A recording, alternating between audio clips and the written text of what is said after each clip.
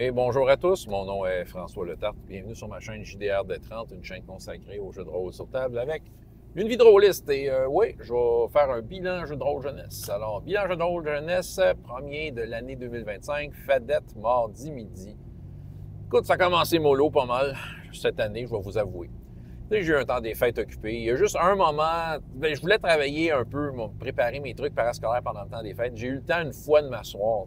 Avec leur groupe, ils sont chanceux, remarqué que j'avais plus ou moins le choix, mais il y avait un nouveau joueur avec un nouveau personnage. Fait que c'était de monter sa fiche, surtout que c'était un hybride. Donc, je suis un peu de petite mise en page de base là, pour essayer de monter une affaire. Puis bon, c'est un drôle de build de son affaire, là, si on peut dire ça. Il a pris c'est un nécromancien avec des voix de chevalier. Là, j'essayais de réfléchir comment je pouvais amener ça, parce que clairement, il va vouloir profiter des avantages de chevalier, mais il est principalement un magicien. Mais même s'il aurait été, un magicien comme pas sa voix principale, ça apportait ce problème-là. D'habitude, les magiciens lancer des sorts en armure, c'est pas bien fort. T'sais. Il y a toujours un test à faire. Fait que j'ai essayé de compenser. T'sais, ses points de vie sont faibles, mais j'y ai laissé comme l'armure du chevalier, ce qui fait qu'il est quand même bien protégé de base. Fait que, tu sais, c'est un équilibre. Je vais essayer de le jazzer en jouant, tu sais, comme essayer de lui faire miroiter peut-être certains avantages et attributs intéressants qu'il a. Tu sais, il n'est pas vivant. Déjà, les armes forgées, c'est ça, ouais, aussi sa race, c'est un arme forgée, un robot. Mais tu sais, il y a quand même des avantages à cette race-là. Ah, il y a un des joueurs là, que j'ai découvert que, écoute, sa race, c'est débalancé, ben raide, mais c'est pas grave. Je suis capable de composer que ça, mais c'est un drachéide, puis il y a comme souffle. À toutes les fois qu'il prend des rangs dans sa voie de drachéide, ben ça augmente vraiment les dommages de son souffle vraiment de façon considérable. Fait que j'ai ri. C'est comme, OK, c'est ça. C'est l'affaire forte de ton personnage. Fait que on va avoir du plaisir. Bon, OK, fait que ça va jusque-là. Mais là, maintenant, je savais qu'il finissait sur un combat, là, petit cliffhanger avant les fêtes. Là. Les portes s'ouvrent, des gobelins arrivent. Il n'y en avait pas une tonne, mais ils ont comme su créer des situations intéressantes. Le prêtre, le magicien a fait un sort d'agrandissement sur le prêtre, fait qu'il était beaucoup plus efficace en combat, mené échec critique, il y avait la panthère de la druide dans le coin. J'ai vérifié son deuxième dé parce que je faisais rouler avec des avantages.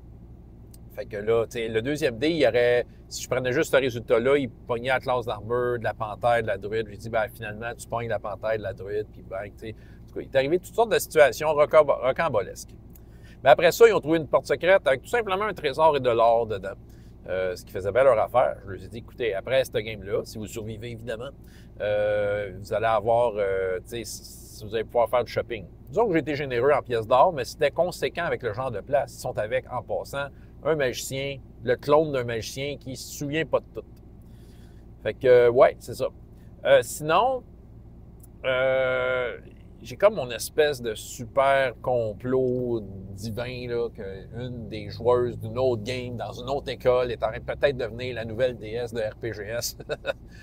Puis là, c'est ça, j'ai fait une scène où il se sentait observé.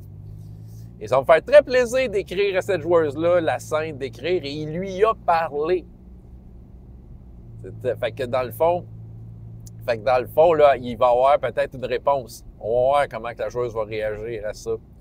Mais c'est ça. Fait que, tu sais, je plante des graines de plus en plus, là, tu sais, par rapport à cette histoire-là, qui va peut-être changer la face du monde de RPGS. Ah!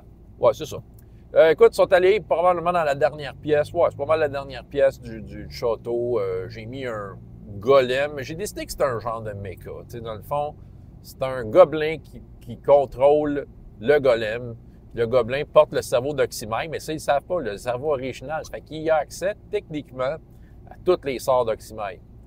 Fait que là, ça va jazzer en tabarnouche. Mais il y a un mot de passe pour arrêter le golem. Ça, c'était prévu dans l'aventure que j'ai faite. Fait que quand ils vont le trouver, c'est sûr que ça va mettre beaucoup d'avantages de leur bord. Mais tant qu'ils ne le trouvent pas, tu sais, je ne retiendrai pas mes coups. Ils vont savoir c'est quoi souffrir. Bon.